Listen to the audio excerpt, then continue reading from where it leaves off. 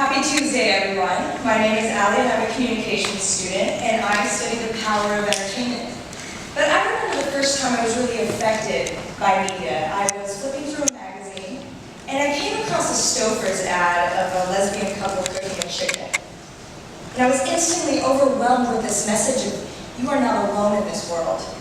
And I remember feeling uplifted and relieved and excited, but so frustrated because I realized in that moment the power that media has to affect a sense of belonging. But as a young, queer Hispanic girl, I was driven into this dark sense of loneliness because I really didn't think it was okay to be different. Well, my research is a mission to change this. So let's talk about the trouble with the television industry. Their business model is trapped in a closed-circuit system of feedback. The big five media corporations, which control all of the print, news, radio, film, and television in the US, spend millions of dollars every season investing in new television shows. And they deliver these shows to a national audience of 289 million people.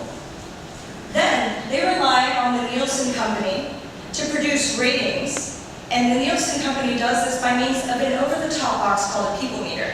And this is placed on traditional TV sets in a small sample of households. So once they produce these ratings, they use them to determine advertising prices, which amount to $68 billion annually.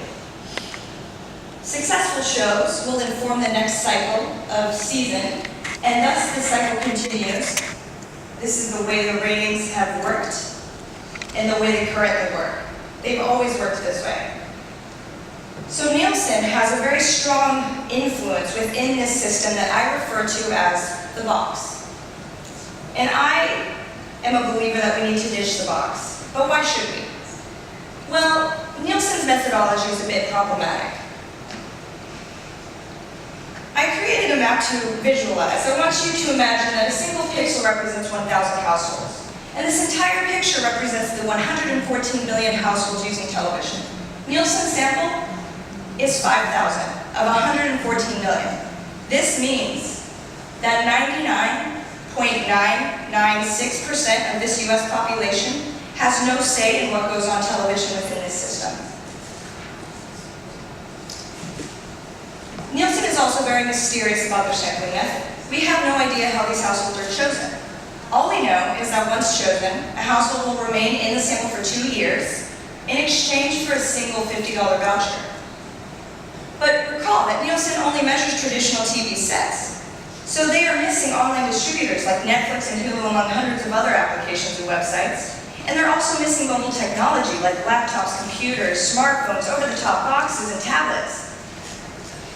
We've reached a point where executives are very frustrated with Nielsen, but they need some direction in terms of where and how to invest their efforts for better measurement statistics. Now, I believe that the answers to their problems begin with the college student population. Not just because we are so good looking, but because Nielsen actually misses us as a demographic. We don't live in households. And advertisers really value college students because we don't have loyalty to any brands quite yet. So I did an online survey method because college students are so digitally connected with high rates of internet access and high rates of technology consumption. And of the 786 responses I received, I saw some very interesting trends. Laptops are the top device that people use to watch, laptops are the top device that students use to watch television. And Netflix is the top distributor. But when it comes to how we want to watch television, traditional television is still the favorite. And students also overwhelmingly favor face-to-face discussions about TV. Now, I believe this is because television has a very strong community aspect. And I will be using the information that I collected with this survey to inform my own community project. It's called ditchthebox.org, it's our logo up there.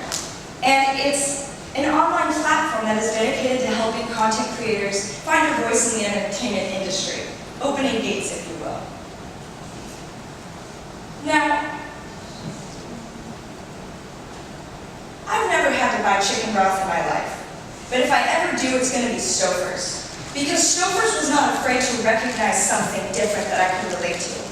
Because media has a very real effect on the way we think about ourselves and everything around us. It has the power to affect change, and in this three-dimensional two-dimensional world that we can only see from one angle at a time, we deserve the ability to gain threads of truth that help us answer big questions like, who am I? Diversity of perspective offers a very simple message. You're beautiful as you are, and the world is a better place for having you in it. Thank you.